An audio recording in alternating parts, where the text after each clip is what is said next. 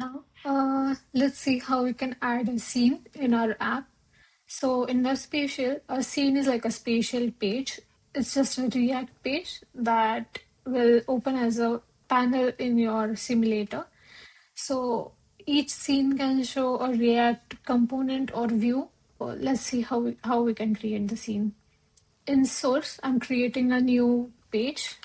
Let's call it second page.ts.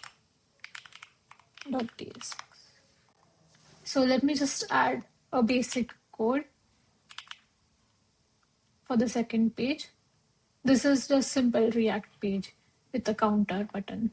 Once the second page is created, let's see how we can set up routing between the scenes. Let's just install React Router. Okay, we need to resolve conflicts again. So let's import our second page. And the React router. Let's just wrap our app.tsx inside the router. So I've added a router.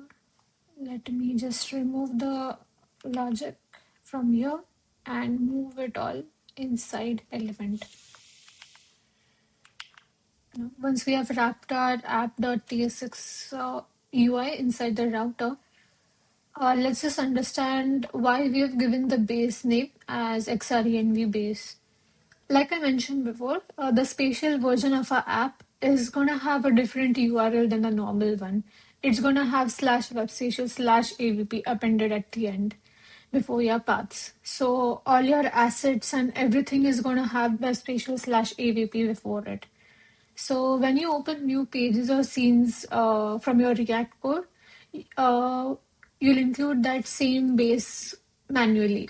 So instead of hard coding it, WebSpatial provides a global environment called XRENV base. So we just need to mention it inside the router.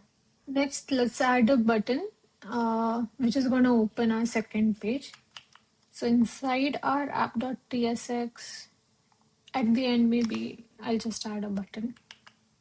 So the on click is just going to open our second page on base/this URL, and it will be called the second scene. Let's just run this and see.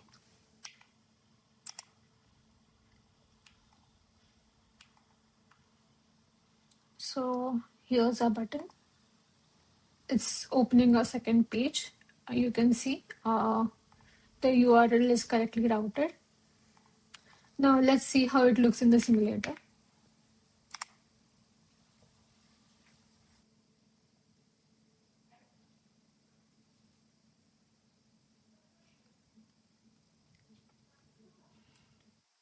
Open second scene. Yeah, and it has created a second scene. You can place it anywhere in the room. Now, let's say you want the second page to be of a certain size, like maybe it's a really small component and you want it to get initialized every time at that particular size. So this is how you can do it. Import init scene from the WebSpatial SDK. And this is how we are going to initialize the scene.